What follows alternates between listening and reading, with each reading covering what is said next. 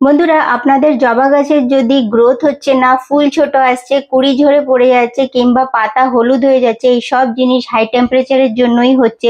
তো এখন এই সময়ও যদি আপনাদের ওখানে বৃষ্টি যদি না এসে থাকে, তাহলে আমরা এমন কি দিতে পারি যেটা আমাদের গাছে বর্ষার জলের মতোই কাজ করবে আর আমাদের গাছ আবার সবুজ সতেজ হয়ে যাবে, বা এমন একটা ফার্টিলাইজার দেখাবো যেটা আপনার গাছে দিলে আপনার গাছ কিন্তু খুব ভালোভাবে ফুলও আসবে। তো চলুন স্টার্ট করা যাক আজকের এই ভিডিও। তার আগে নমস্কার বন্ধুরা, আমি প্রিয়া আর আমার চ্যানেলে আপনাদের স্বাগত জানাচ্ছি।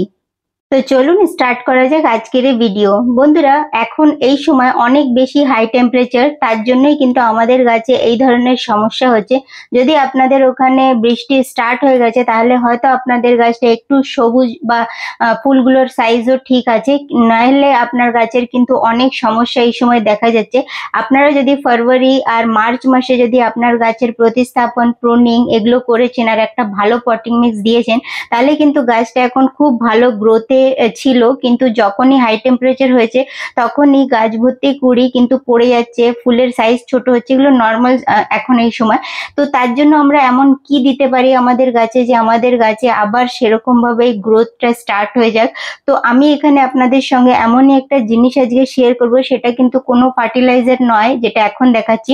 সেটা দিলে আপনার গাছ কিন্তু ওটা অ্যান্টি ফাঙ্গাল, তার সঙ্গে আপনার গাছে কিন্তু যদি কোনো রকম পোকামাকড়ও হয়েছে সেটাও সরাবে। আর তার সঙ্গে গাছে কিন্তু আপনার যে রেন ওয়াটার থাকে H2O2 সেটারই কাজ করবে। তো এখানে আমি নামও বলে দিলাম H2O2 মানে হাইড্রোজেন প্যারক্সাইড। ওটা দিলেই কিন্তু আপনার গাছে কিন্তু খুব ভালোভাবে একটা সবুজ রং দেখতে পাবেন আর ফুলের সাইজও ইনক্রিজ হয়ে যাবে আর ফুলও কিন্তু ফোটা স্টার্ট হয়ে যাবে। তো চলুন দেখা যাক কিভাবে ব্যবহার করতে হবে হাইড্রোজেন প্যারক্সাইডটা। আর এটা কিন্তু শুধু গ্রীষ্মকালেই ব্যবহার করবেন। আপনার গাছ যদি শকেও চলে গেছে, যেমন গাছটা বসানোর পরে গ্রীষ্মকালে শকে চলে যায়, তখনও আপনারা ব্যবহার করবেন। তো আমার এটা 6%টা আছে, এটা 6%, 3%-এরও পাওয়া যায়, আমার এটা 6%-এর আছে। তো এটা আমি 10 লিটার জলে 10 ml মতো দিয়ে দিচ্ছি। যদি আপনার হাইড্রোজেন প্যারক্সাইড 3% আলাটা থাকে তাহলে আপনারা কিন্তু এখানে 20 ml মতো দেবেন। তো চলুন আমি এখানে মিশিয়ে নিচ্ছি। এখানে আমি 5 লিটারের জার নিয়েছি, তার মধ্যে আমি কিন্তু মাত্র 10 ml মতোই মিক্স করলাম। আর এটা কিন্তু আমি পুরো গাছে উপর থেকে চান করাবো খুব ভালো করে, আর তার সঙ্গে আমি গাছের মাটিটাও দেব। এটা কিন্তু পুরোপুরি বর্ষার জলের মতোই কাজ করবে। যদি প্রতিস্থাপন করে থাকেন এই গ্রীষ্মকালে কোনো গাছ ভুল করে, তাহলেও এরকম ভাবেই আপনারা দিয়ে দেবেন। আর এটা মাসে শুধু একবারই দিতে হবে, কিন্তু প্রতিস্থাপনের পরে যদি আপনাদের গাছ শকে গেছে তাহলে আপনারা প্রত্যেক সপ্তাহে দিয়ে গাছটাকে সতেজ করুন। আর যখন দেখবেন গাছটা ঠিক হয়ে গেছে তারপরে বন্ধ করে দিন। আর এটা কোনো ফার্টিলাইজার না যে আপনারা প্রত্যেক মাসে দেবে, প্রত্যেক মাসেও দেওয়ার দরকার নেই। যখন দেখবে বর্ষাকাল স্টার্ট হয়ে গেছে স্টপ করে দিতে হবে। যখন দেখবেন গাছ শকে আছে, ফাঙ্গাস ধরে যাচ্ছে, তখনও এটা দিলে আপনার গাছে কিন্তু অনেকটা অক্সিজেন একসাথে যেহেতু পেয়ে যায়, তো আপনার গাছ কিন্তু খুব ভালোভাবে আবার নতুন রিকভার করা স্টার্ট করে দেয়, বা গাছে একটা আবার মনে হয় যেন অক্সিজেন লেভেলটা পেয়ে গেলে আপনার গাছ কিন্তু খুব ভালোভাবে ওর গ্রোথও স্টার্ট করে দেয়। তো এটা হলো ফার্স্ট কাজ করতে হবে এই গ্রীষ্মকালে। তারপরে আপনাদের বলবো যে যখন দেখছেন এই গাছের গ্রোথটা দেখে নিন, এখন কিন্তু অনেকটাই কম, কিন্তু এই হাইড্রোজেন প্যারক্সাইড দেওয়ার পরে কিন্তু গাছটা কিন্তু খুব ভালোভাবে কিন্তু একদম রিচার্জ হয়ে গেছে আর খুব ভালোভাবে গ্রোথ স্টার্ট করে দেবে। যেটা কুড়ি আসছিল না, ঝরে পড়ে যাচ্ছিল, ফুলের সাইজ ছোট বা গাছের গ্রোথটা অত ভালোভাবে হচ্ছিল না, সেটা স্টার্ট করে দেয়। কারণ কি এটা বর্ষার জলের মতোই কাজ করে। তো আপনারা 15-20 দিনের মধ্যেই দেখবেন গাছটা আবার খুব ভালোভাবে গ্রোথ হয়েছে। আর যে ফার্টিলাইজারটা দেখাচ্ছি সেটা হাইড্রোজেন প্যারক্সাইড যখন ইউজ করেছে তার 4 থেকে 5 দিন পরে অ্যাপ্লাই করবেন। কখনোই মানে এমন না যে আজকেই হাইড্রোজেন প্যারক্সাইড দিয়ে দিয়েছেন আর আজকেই আপনারা এই নিউট্রিশনসটাও দিয়েছেন, এরকম কখনোই করবে না। 4 থেকে 5 দিন পরেই অ্যাপ্লাই করবে। তো সেই নিউট্রিশনটাও আগে বলবো।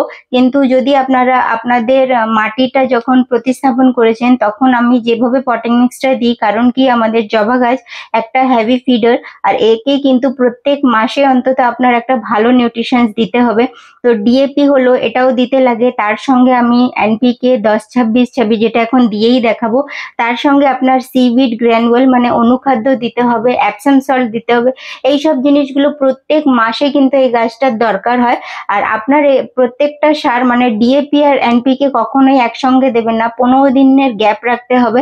আমার চ্যানেলে জবা গাছ নিয়ে অনেক ভিডিও আছে, তো এই জিনিসগুলো যদি আপনারা কন্টিনিউ দেখতে থাকছেন আমার ভিডিওগুলো, তাহলে আপনারা বুঝেও যাবেন যে কিভাবে আমি কেয়ার করি। তবেই কিন্তু এত সুন্দর একটা গাছ আপনাদের সঙ্গে মানে শেয়ার করতে পারি যে কিভাবে আমরা এগুলো করছি। মেন হলো পটিং মিক্সটা, বা আপনারা কখন মানে প্রতিস্থাপন করেছেন, তো আপনার গাছে কিন্তু নতুন যে কুড়ি তৈরি হওয়ার এইগুলো হবে। আর যদি আপনারা ঠিক টাইম মতো ব্রাঞ্চ যদি না কেটে থাকেন বা প্রতিস্থাপন না করে থাকেন, তাহলে নতুন পাতা, নতুন ডালপালা এগুলো আসবে না।